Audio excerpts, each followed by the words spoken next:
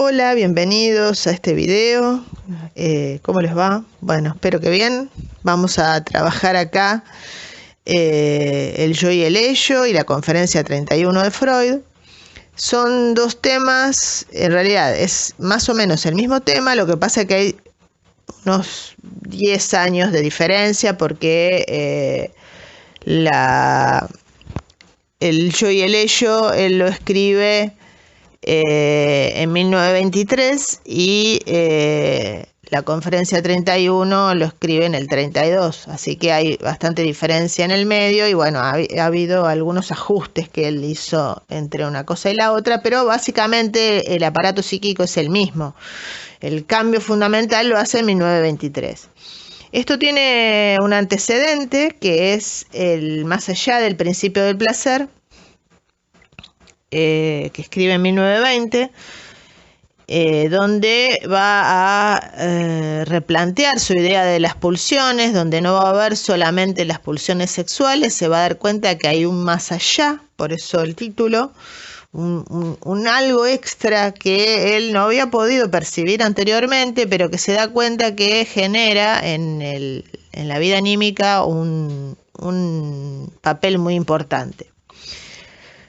Hay que tener en cuenta, digamos, a nivel de lo histórico, hacía poco, es decir, en 1914 se produce la Primera Guerra Mundial y él no está exento de esas vivencias. Entonces, esta cuestión de que no solo rige el principio del placer, sadismo, masoquismo, todo esto que veníamos trabajando, sino que hay algo más.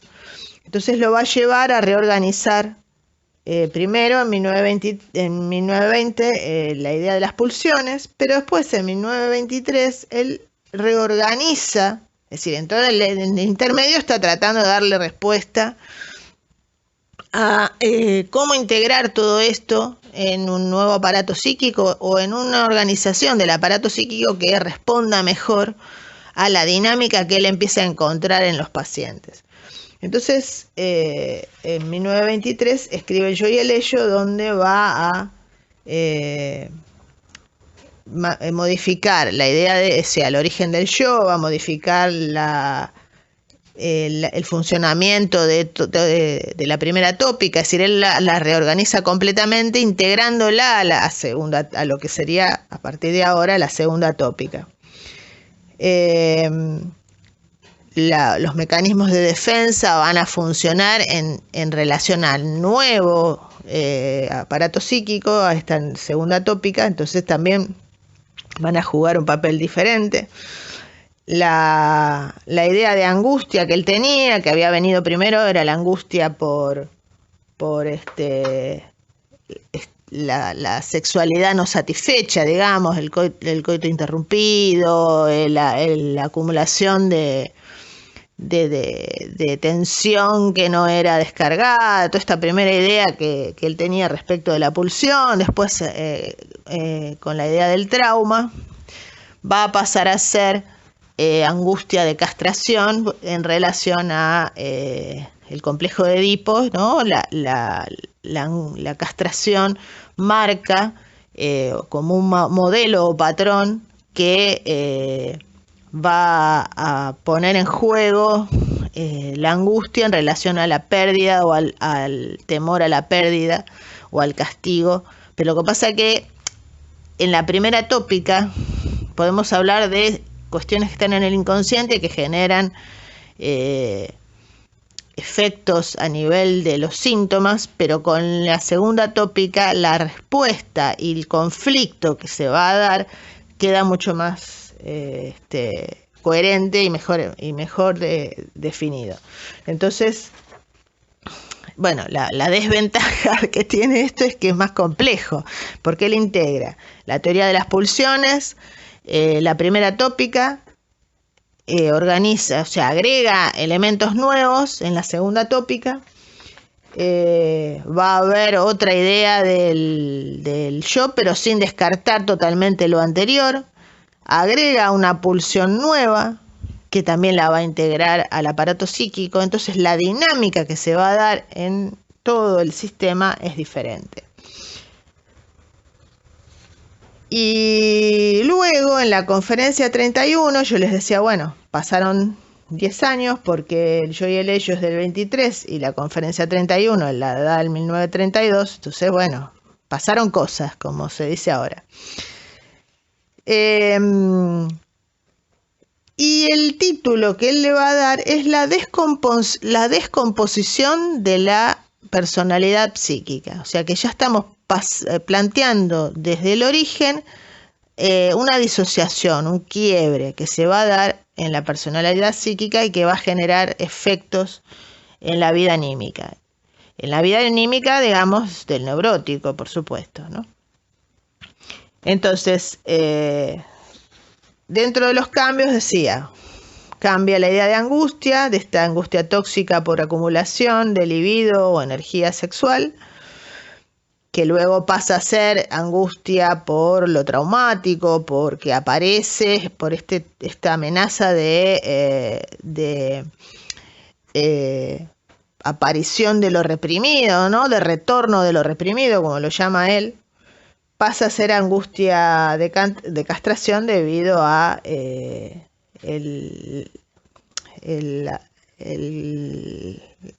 complejo de castración, ¿no? La amenaza de castración. Y después con respecto a las pulsiones, que sería lo que yo les mencionaba recién, que habla en 1920, él encuentra que hay algo que es mucho más silencioso, pero que tiene un efecto muy importante, que también impulsa al ser humano, por eso lo va a denominar pulsión, que excede a las otras dos pulsiones que había determinado antes. Es decir, están las pulsiones yoicas que buscan la supervivencia, la conservación del individuo, ¿no? Y las pulsiones sexuales que buscan la descarga o el placer y que, bueno, eso. Y ahí van. Las pulsiones sexuales quieren descarga. Y bueno, entonces el conflicto que se genera entre las sexuales y las del yo, que son las que digamos, habíamos trabajado en el video anterior y que son las responsables de todo el trabajo psíquico o el esfuerzo o la búsqueda de destinos.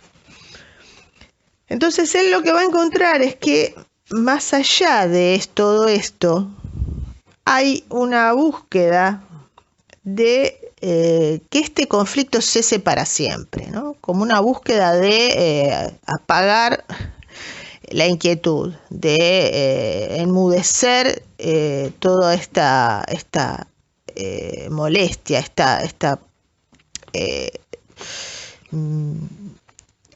inquietud que generan tanto las pulsiones sexuales como, más que nada las sexuales, ¿no? Que acumulan tensión, empiezan a generar molestia o displacer hasta que se satisfacen. Dice, bueno, hay algo que busca que esto cese para siempre, que no moleste más. Como habíamos trabajado en el video anterior, las pulsiones sexuales especialmente, porque las del yo lo que buscan es la supervivencia, entonces lo que buscan es de alguna manera encauzar a las sexuales para hacer que no pongan en peligro a la supervivencia del sujeto. Entonces sería como un papel complementario, pero las que tienen la energía, porque provienen del organismo, están ancladas en el cuerpo, son las sexuales. Ahora bien, si nosotros apagamos eso, ¿no? Vamos a utilizar una metáfora moderna, sería como quitarle la batería al celular. Está todo ahí, pero no funciona porque no tiene energía. Entonces, las pulsiones sexuales tienen esta cuestión de motor. Todo el trabajo que habíamos hablado en el video anterior, que fue tan largo por todo digamos, cómo se va desplazando y va bañando los objetos, porque uno va desplazando y poniendo energía, ¿no? A partir del momento en que ponemos energía desde lo mental en los objetos, se transforma en libido. nos van interesando los objetos de la realidad porque suplantan ese objeto anterior primitivo que era un objeto con connotación sexual. Entonces, todo este desplazamiento que nos obliga el impulso, porque está siempre ahí presionando, es el motor de la curiosidad, del movimiento, del hacer, del crear, del descubrir, del tener sexo, del querer bailar, de todo, de todo. Es decir, es el motor del aparato psíquico. Ahora bien, si hay una fuerza que busca que esto no se produzca, como para que haya una saciedad eterna y no haya más búsqueda de tensión, o que no haya más tensiones, es la muerte, porque ya no habría búsqueda ni necesidad de movimiento, de desplazamiento, ni de nada de todo lo que hablamos en el video de las pulsiones. Entonces, esta búsqueda, él dice, hay una pulsión que busca la vuelta a lo inanimado. Lo inanimado sería justamente lo que no tiene ánima, lo que no se mueve, lo que no tiene todo el proceso vital, ¿no? De búsqueda de algo, de alimento, de supervivencia, de placer, de todo lo que implica la vida. Entonces lo llama tánatos o pulsión de muerte, ¿no? Ahora está de moda esta palabra por la última película donde el malo que busca la muerte se llama Thanos, casualmente. Bien. Entonces, el más allá del principio del placer es justamente eso, la pulsión de muerte. Entonces, ¿cómo reorganiza las pulsiones en este momento?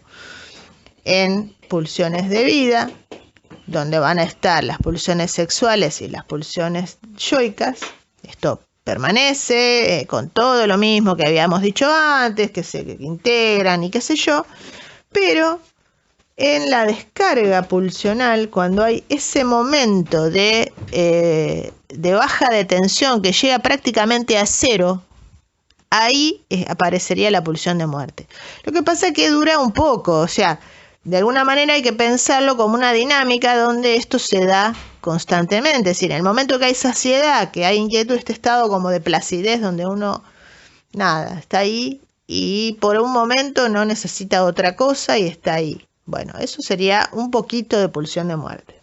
En los casos patológicos en que la pulsión de muerte se instala y es parte de la personalidad, tarde o temprano ese individuo va a morir, salvo que salga de ese circuito, ¿no es cierto? Entonces, la pulsión de muerte no es el sadismo masoquismo, porque a veces se confunde como, bueno, el sadismo implica a veces excederse y matar al otro, pero en realidad ahí está puesto en juego el placer, entonces es pulsión de vida, no es pulsión de muerte. La pulsión de muerte es el cesar la pulsión, es que no haya más necesidades, que no haya más deseo, que no haya más este impulso de movilidad y de búsqueda. Por eso es peligrosa, digamos, porque si esto cesa para siempre, ya está, no hay más. Entonces, como contrapeso a las pulsiones de vida o eros, que son las yoicas y las sexuales, se va a contraponer la pulsión de muerte o tánatos. ¿Por qué la pulsión de muerte la descubre tan tarde? ¿Y por qué no se ve?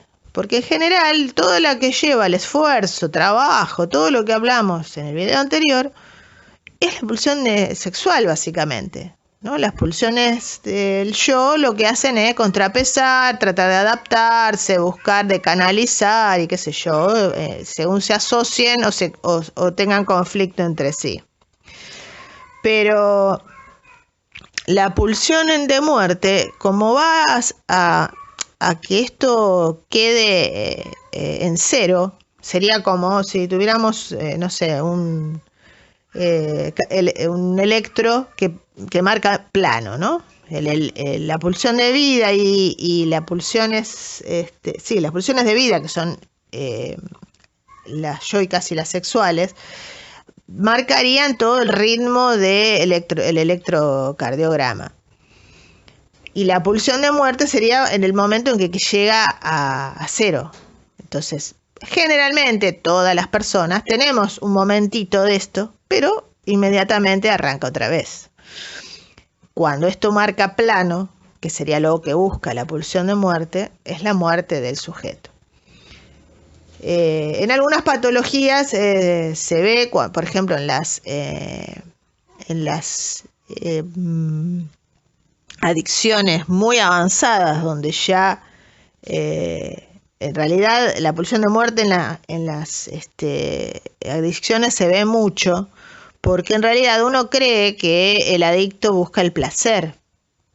Pero bueno, por un conflicto interno que tiene ese sujeto, el adicto lo que busca es la anestesia, es decir, acallar eso en lo posible para siempre. Por eso que la pulsión de muerte está muy presente en la adicción y muchas veces llega a la muerte real, porque llega al punto en el cual se puede lograr acallar para siempre esa inquietud. Pero, la pulsión de muerte está en todos. Lo que pasa que las estrategias del yo van a hacer que esto sea dinámico y entonces aparece, pero después inmediatamente se pone activo a la pulsión de vida y así. Entonces, bueno, claramente toda la idea de neurosis que tenía Freud, que estaban relacionadas con la acumulación de tensión o la situación traumática, va a ser la sexualidad en sí traumática para el sujeto, porque tiene que estar constantemente resolviendo todo esto. Entonces, en sí misma, la búsqueda de adecuar o adaptar a la realidad la sexualidad que no tiene moral, las pulsiones sexuales no tienen moral, no les importa adaptarse o no. Lo que llamaría Freud en un escrito el malestar en la cultura, ¿no? Es decir, bueno, el sujeto para integrarse a la cultura tiene que ceder algo tiene que perder, y eso es la angustia de castración, porque uno, para adecuarse a la realidad, si tiene poca pulsión agresiva y hace una sociedad de guerreros, y chao, estás en conflicto. Si al revés, tenés mucha pulsión agresiva y tenés una sociedad muy pacífica, ¿qué haces con esa energía?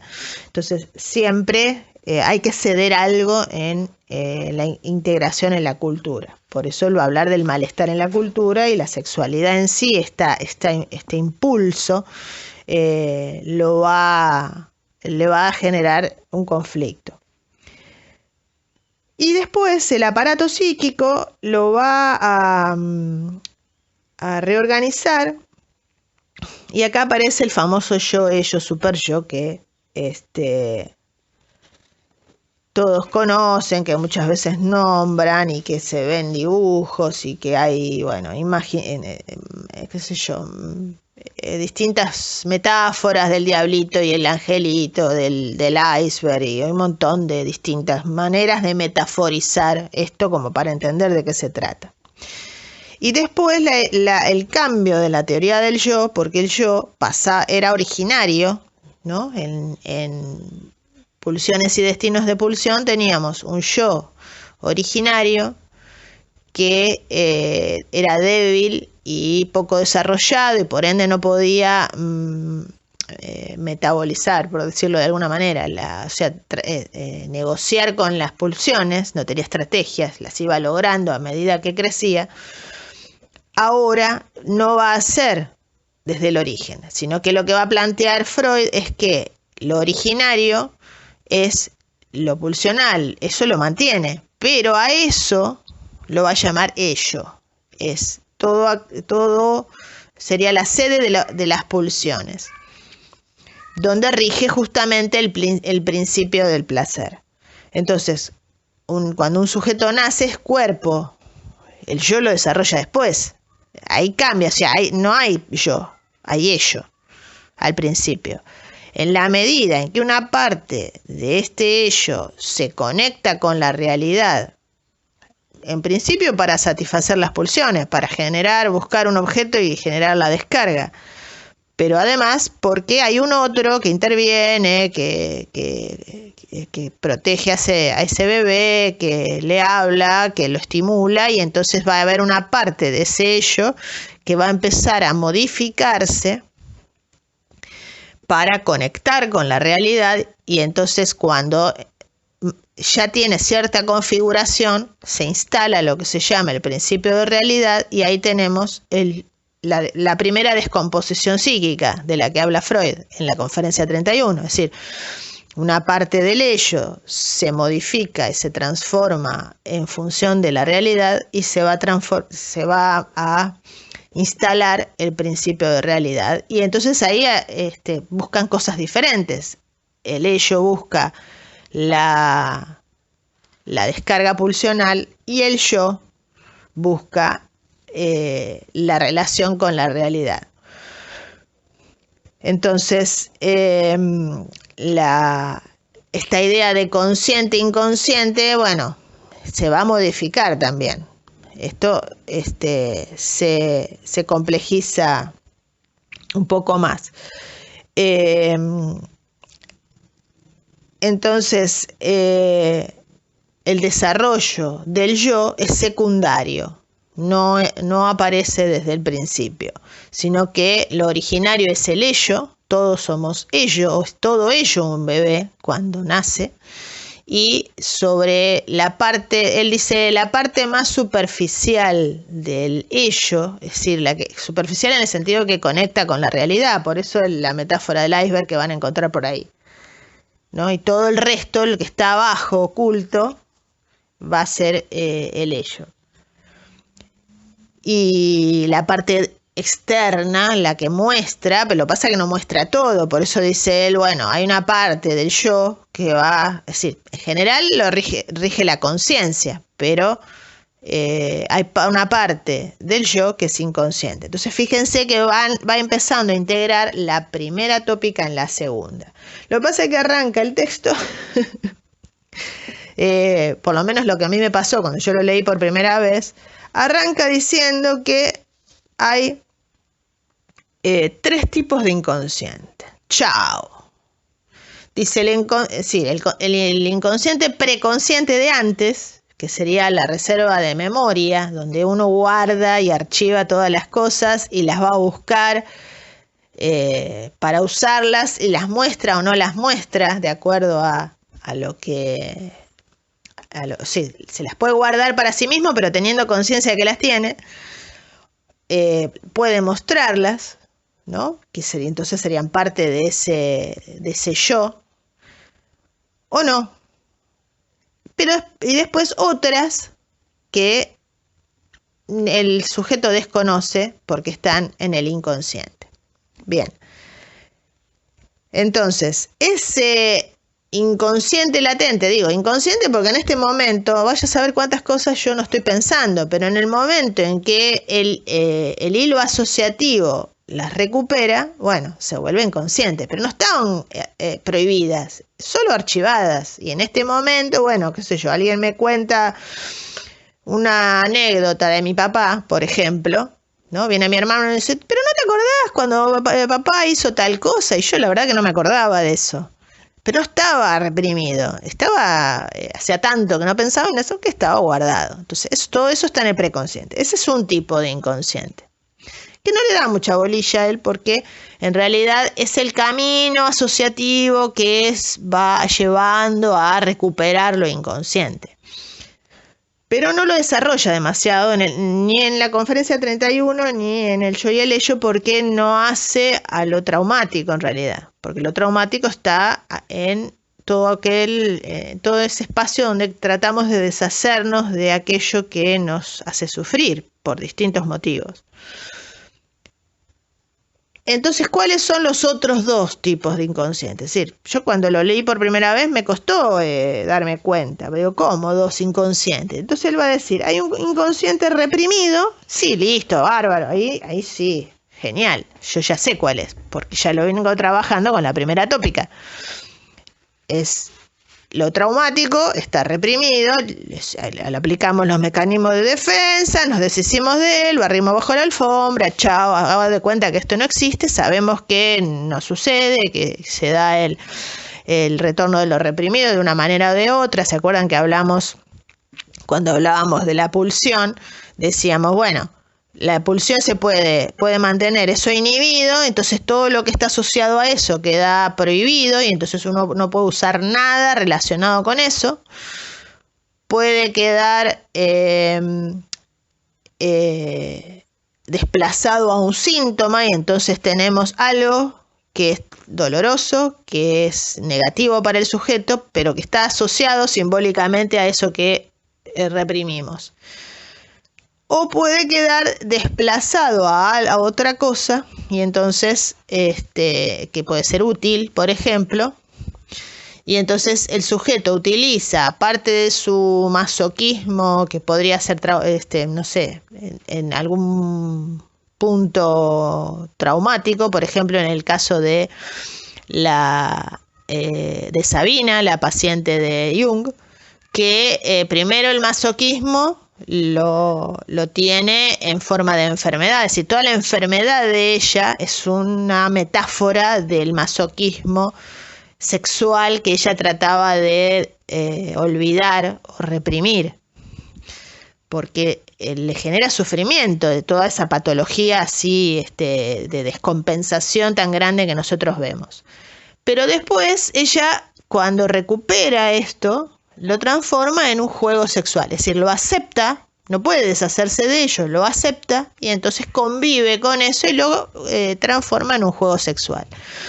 Pero otra parte de eso lo sublima y lo destina a, por ejemplo, su profesión, ¿no? Uno tiene que tolerar muchas veces ciertas cosas que dicen los pacientes o tiene que esperar que el paciente esté listo para aceptar determinado conflicto y reconocerlo y tomar conciencia de uno. Por ahí lo ve desde el primer día que lo atiende, pero el paciente no está listo todavía para trabajar con eso y hay que esperar. Y bueno, y uno por ahí no quiere esperar, quiere curarlo ya. Entonces tiene que tener un grado de masoquismo para poder sostener ese tiempo y esperar al paciente. Para dar alguna, digamos, algo relacionado con ella, ¿no? Con Sabina, para ejemplificar. Entonces, volviendo al aparato psíquico, decíamos, tiene dos tipos de inconsciente. Uno ya sabemos, es decir, el reprimido es aquello que ha sido expulsado de la conciencia, lo vemos también en Intensamente, ¿no? Cuando expulsa a ella ese payaso que la asustaba, que bueno, ese payaso evidentemente se ha ido desplazando y simboliza todo aquello que a ella le da temor. Entonces, aceptando eso, si uno lo elabora, bueno, recupera esa inhibición que tenía para ese aspecto. Pero dice él, hay otro tipo de inconsciente, es decir, va a haber una parte del aparato psíquico que es inconsciente, pero que no fue reprimida. Chao. Y ahora, cri, ¿cuál será? Bueno, él dice que la parte inconsciente no reprimida es el ello. Entonces, volvamos al principio, ¿no? A la metáfora del iceberg. Mucho no me gusta porque simplifica demasiado y en realidad es bastante compleja la dinámica y cómo se van moviendo los recuerdos o las representaciones adentro de toda esta dinámica.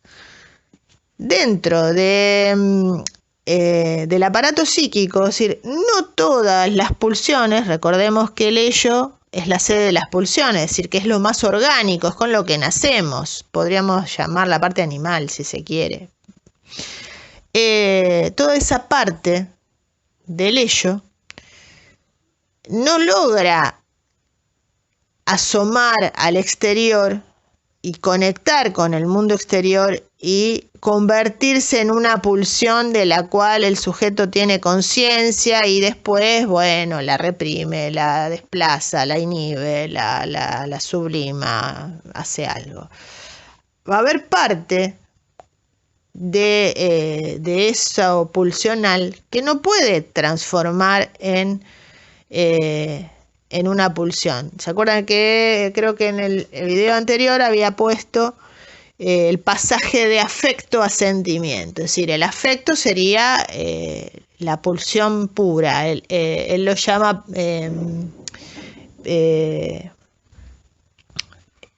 proceso primario. Ahí está, no me salía la palabra proceso, qué pavada. El proceso primario.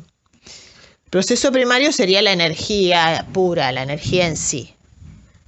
Ahora, cuando la energía está ligada a un representante que la reconoce como, qué sé yo, deseo, como curiosidad, como búsqueda de apoderamiento, de lo que sea, ¿no? Curiosidad, lo que quieran. Bueno, ahí ya se convierte, tiene un representante, entonces esa pulsión puede buscar un objeto, satisfacerse, someterse al principio de placer-displacer y toda la historieta esa. Pero no todo se puede traducir, porque es como traducir de un lenguaje al otro, es decir, de un lenguaje orgánico a un lenguaje simbólico, y no todo se puede traducir. Por ejemplo, si yo tuviera que decirle ¿qué sensación se tiene cuando uno come dulce de leche a alguien que nunca comió dulce de leche? Y en realidad no podemos traducir absolutamente toda la sensación de manera tal que el otro la siente en su propia lengua, por decirlo así, de manera tal que sea idéntica su sensación a la que yo tengo. Y él la asociará con otras cosas, vaya a saber, de acuerdo a las palabras que usamos. ¿Qué pasó ahí? No es algo reprimido, en realidad, salvo que uno tenga un trauma con el dulce de leche, pero asociado al dulce de leche. Pero si no, hay una parte, una imposibilidad de poder trasladar todo al plano de lo simbólico. Entonces, ese resto que queda, que no se puede traducir, es este tercer inconsciente que sería el no reprimido. Entonces ahí, fíjense cómo integra la primera tópica con la segunda, porque él va a plantear el consciente, mayormente el dominio de la conciencia es del yo, pero el yo también tiene una parte inconsciente. Y después el inconsciente es el dominio del ello. Pero si planteamos un dibujo, que ahora lo voy a poner, el yo tiene una parte consciente y una parte inconsciente. El ello tiene, y en ese inconsciente está lo reprimido y el resto del ello. Entonces, ahí se verían los dos inconscientes, es decir, el inconsciente reprimido más el ello. Entonces integra, y el preconsciente, bueno, es parte del yo, porque sería una de las partes inconscientes del yo que están latentes. Pero va a haber otra parte del yo que es inconsciente, que tiene que ver con el complejo de Edipo, que lo voy a explicar después. Entonces, ya vamos viendo cómo integra la primera tópica con la segunda. Por eso también es más compleja la dinámica. Y en este caso, para este aparato psíquico, sí va a haber una sede en el aparato psíquico para las pulsiones, cosa que en la primera tópica no sabemos dónde va. Sabemos la dinámica, todo el impulso que genera y los conflictos que genera, pero no sabemos en qué parte del aparato psíquico está. Ahora sí, el ello va a ser la sede de las pulsiones y del el principio del placer. Entonces, bueno,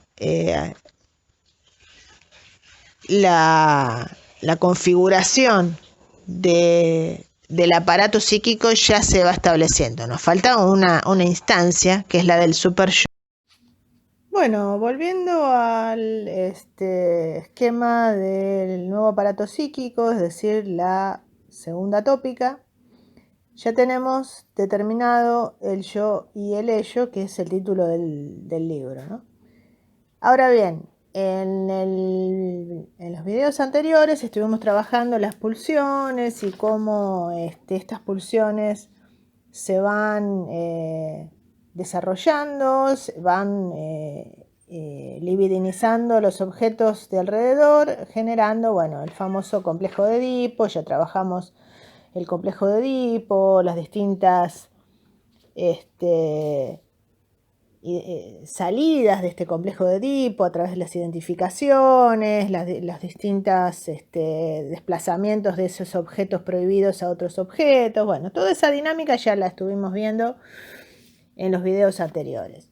El tema es que desde la nueva tópica, el sepultamiento del complejo de Edipo va a generar una división en el yo.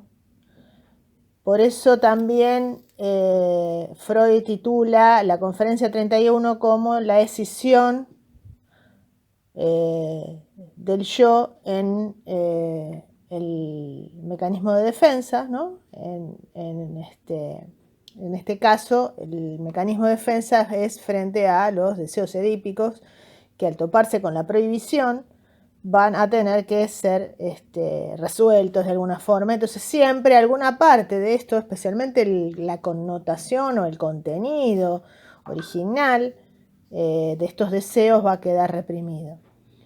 Entonces esto es tan poderoso que genera en el yo una escisión, es decir, una división en dos partes. Esas dos partes van a ser el yo, que ya estaba, y una parte, es decir, todo aquello que tenía que ver con los principios morales, con los principios culturales que nos dicen qué hacer y cómo hacer las cosas, van a conformar un apartado dentro del yo que se va a encargar de ser el juez de ese yo.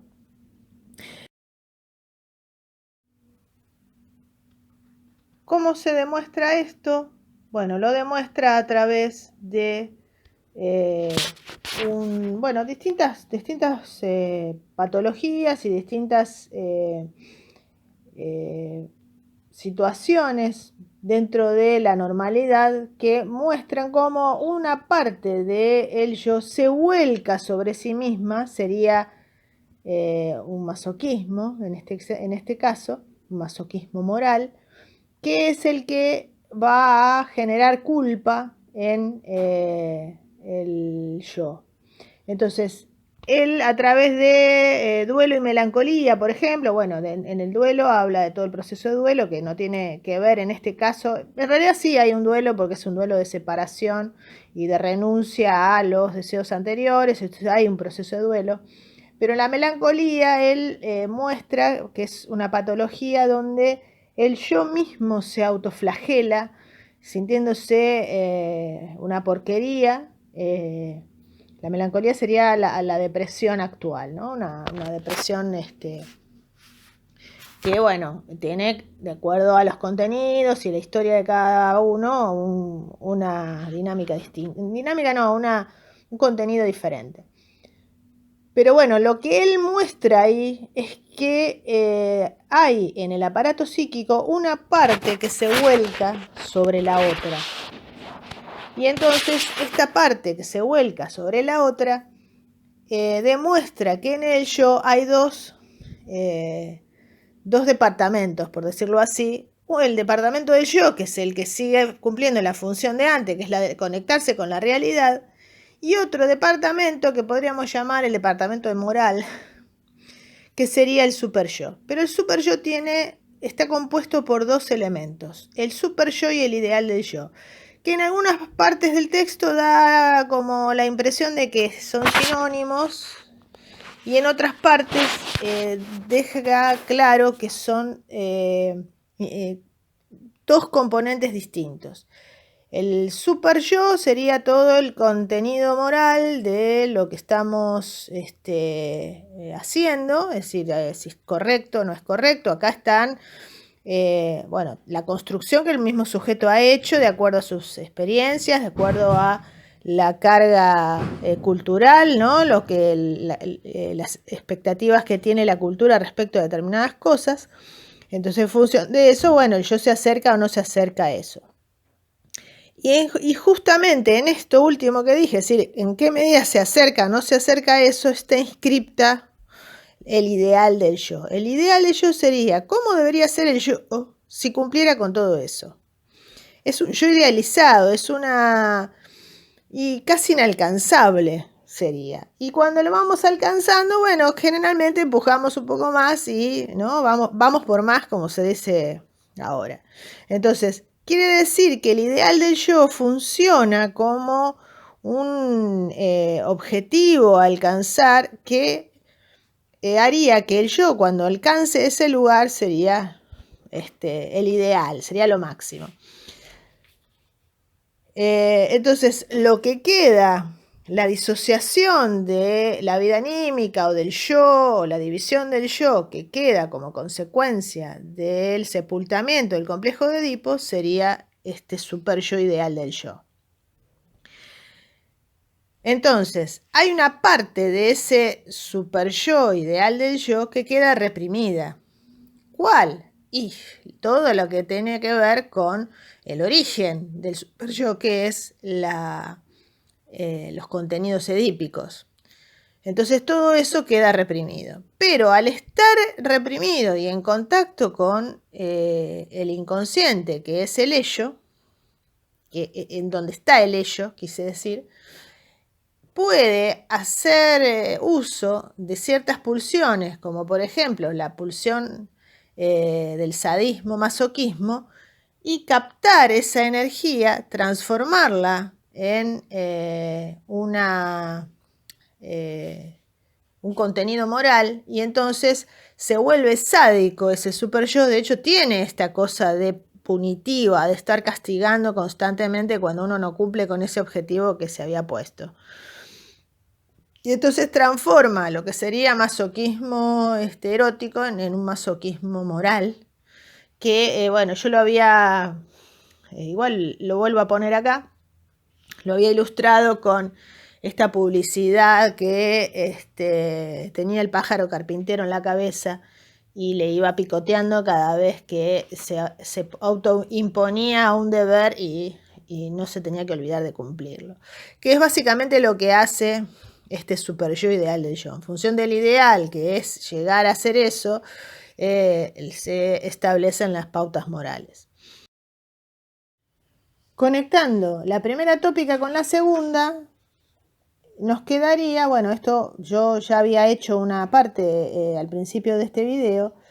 Ahora, en esta parte lo que vamos a hacer es reconectar con las características, porque de eso no hablamos, creo que tampoco hablamos en el video anterior.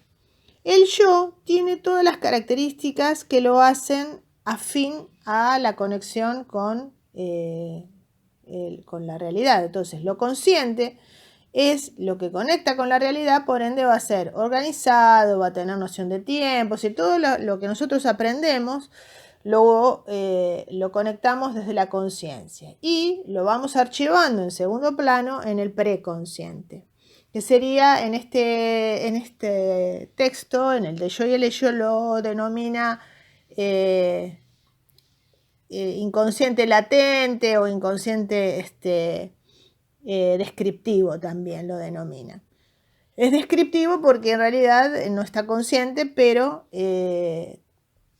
es accesible. Entonces, el yo va a trabajar constantemente en este plano, en el plano de lo consciente preconsciente. Entonces va a tener las mismas características que tiene la conciencia, que es la organización, principio de realidad, principio de temporalidad, principio de lógica. Digamos, el que aprende es el yo. Y va a tener, bueno, una parte inconsciente que es la parte que antes le pertenecía, pero que ahora se separó, que es el super yo. El super yo tiene una parte inconsciente que son todas sus conexiones con lo edípico.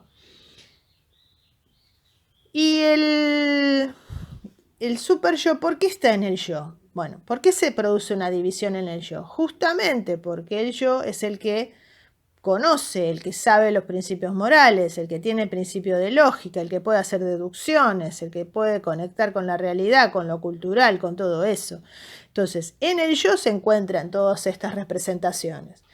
Y una parte de todas estas representaciones se va a separar para configurar el super yo.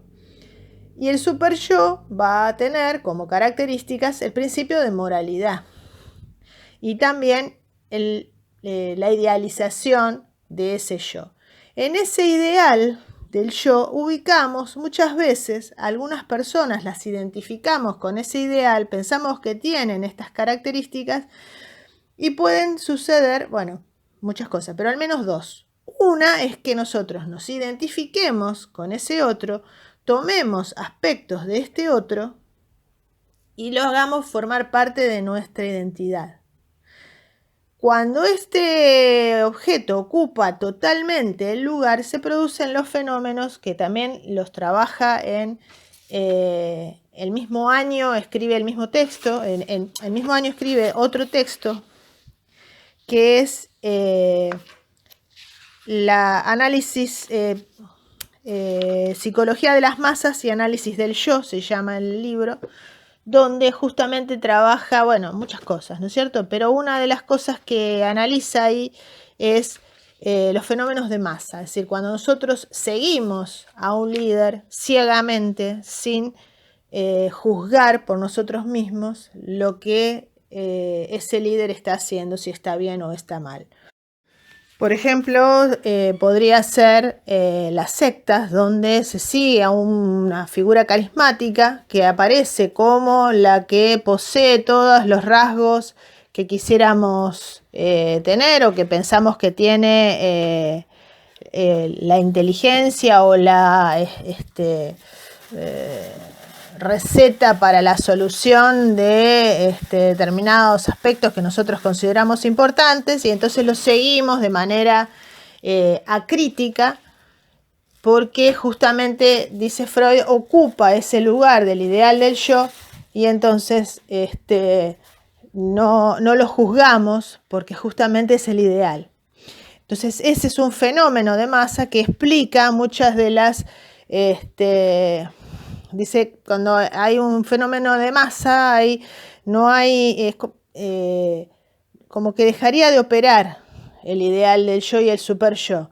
Entonces, el ello accede a más permisos para hacer cosas, porque si aquel que ocupa el lugar del ideal dice vayan y maten, ellos van y matan. O bueno, nosotros tenemos casos de sectas donde se les dijo que venía el fin del mundo y que se tenían que matar y matar a su familia y lo hicieron, ¿no? Bueno, son como, bueno, ejemplos bien exagerados de donde esto se da. Eso lo escribe el mismo año, más o menos para la misma fecha. Ya les digo, a ver, Psicología de las masas y análisis del yo, 1921, bueno, el año siguiente, por eso les decía. Entre más allá del principio del placer y el yo y el ello, empieza a desarrollar o a descubrir o a encontrar la manera de explicar algunos fenómenos que por el momento él no los tenía tan resueltos. Entonces, volviendo al tema de las características, el ello tiene todas las características del inconsciente. ¿Cuáles son las características del inconsciente? Bueno, la falta de lógica, que rige el principio de placer, que no hay noción de tiempo. Por eso nosotros en un sueño podemos conectar algo que pasó ahora con algo que pasó hace mucho tiempo y mezclar cosas y combinarlas de manera totalmente libre, porque no hay principio de lógica. Él dice, no rige el principio de contradicción o rige el principio de no contradicción, que es lo mismo. Entonces, el inconsciente tiene esas características. Entonces, tanto lo reprimido, que es lo que ha sido expulsado del inconsciente, como el ello, cuyo dominio es el inconsciente, guardan estas características. El tema es que abrimos ahora el juego a una conflictividad mayor, porque nosotros tenemos ya la conflictividad que nos generan las contradicciones entre la pulsión, o sea, el principio de placer y la cultura, el principio el principio de realidad y el principio de placer, que muchas veces no se llevaban bien, esto ya lo veníamos viendo. Tenemos además ahora un aparato psíquico dividido en 3 partes que van a hacer que el nivel de conflictividad y de solución mediante los mecanismos de defensa sean mucho mayor.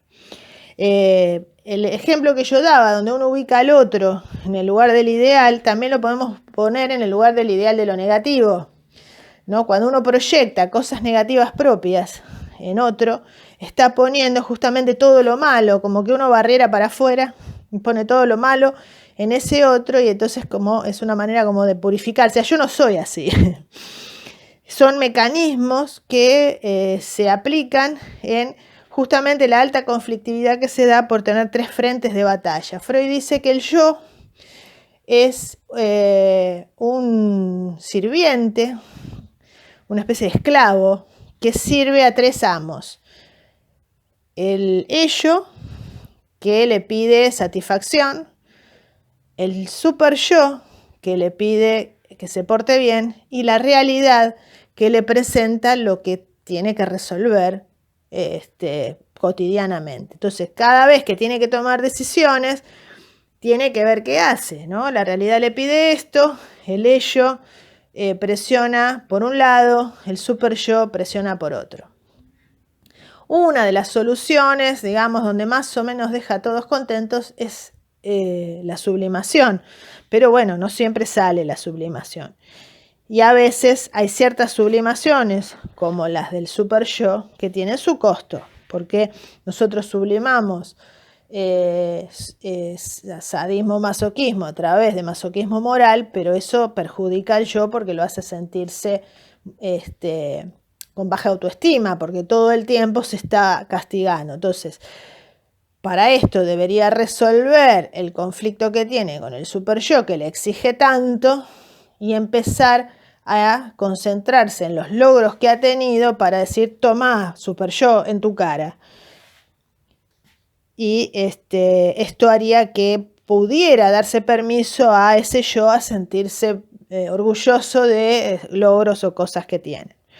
Entonces, bueno, tiene sus costos todo. En la conferencia 31 es donde más desarrolla este tema de la nueva concepción de inconsciente, ¿no? Entre el inconsciente latente y preconsciente de manera descriptiva, y después el inconsciente que está subdividido en reprimido y el ello, que es no reprimido, y profundiza más y de manera más clara, quizás porque él está explicándole a los oyentes el tema de las características del ello y del yo, ¿no? El ello como un caos, como no organizado, que existe el principio de no contradicción, el principio de placer, no existe la negación, o sea, es todo positivo, todo sí. No existe la percepción del tiempo, no existe la percepción moral, bueno, cosas que yo ya había dicho. Y el yo, bueno, que es organizado, que tiende a la síntesis, esto sí no lo había dicho. La tendencia a la síntesis es justamente la que hace uso de la condensación para de un solo acto satisfacer lo más posible. Es como una cosa económica, ¿no? Es como si yo, bueno, con un solo billete de 1000 pudiera saldar un montón de deudas, ¿no? Estaría bárbaro eso. Bueno, entonces, la tendencia a la síntesis también unifica la identidad y hace que uno siempre se sienta sí mismo, más allá de que si hacemos una proyección hacia el pasado o a distintos momentos de nuestro pasado, nos vamos a dar cuenta que no éramos iguales. O marcamos determinados hitos donde decimos, bueno, después de esto fui otro u otra, porque hubo un suceso que nos llevó a aprender algo y cambiamos. Pero eso no hace que la persona se desconozca a sí misma. Que a veces es una joda esa, porque por no desconocerse a sí misma también aparece el temor al cambio, que a veces el cambio que tenemos que hacer es positivo, pero bueno, este principio de síntesis y de permanencia hace que si cambiamos muchos, corremos el riesgo de desconocernos y eso da angustia, ¿no? Bueno, lo que gobierna acá en el yo es la voluntad. Es decir, la característica del yo es la voluntad, es querer hacer cosas. ¿De dónde saca la energía? Del ello. Por eso tiene que transar con el ello para que le preste un poco de batería para que el yo quiera hacer cosas. Por eso que la negociación es constante. Ahora, si yo les pregunto, ¿quién es el que toma las decisiones? ¿Quién es el que hace las cosas? ¿Quién es el que decide qué hace, cómo lo hace y cuándo lo hace? Siempre es el yo. El director de orquesta es el yo. Por eso dice que sirve a 3 amos. Pero en definitiva, el yo es el que decide, el que hace, es el que negocia con la realidad, es el que está conectado con la realidad.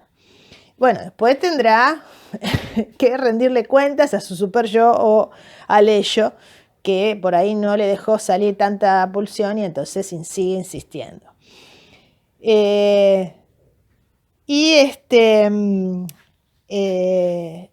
Por esto mismo también es la residencia de la culpa, porque una vez que toma las decisiones de acuerdo a cómo decidió o actuó, el super yo le va a hacer sentir culpable.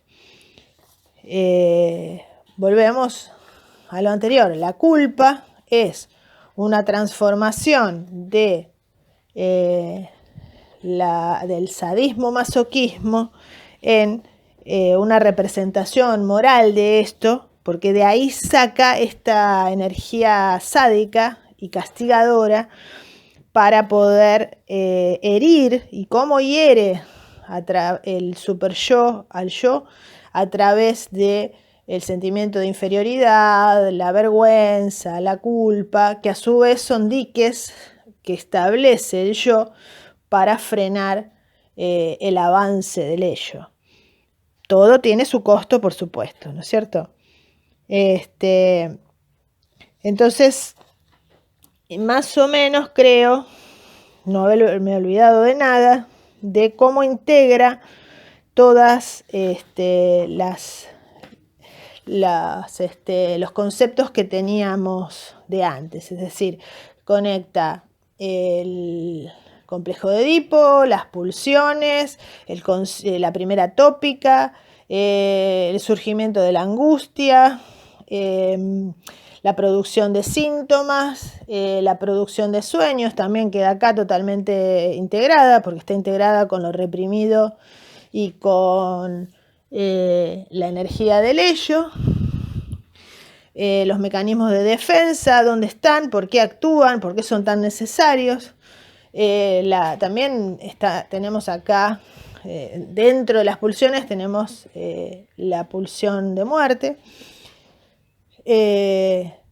Entonces, por eso es bastante complejo el texto del yo y el ello, porque lo que hace es recuperar y reintegrar de manera distinta todo lo que venía trabajando.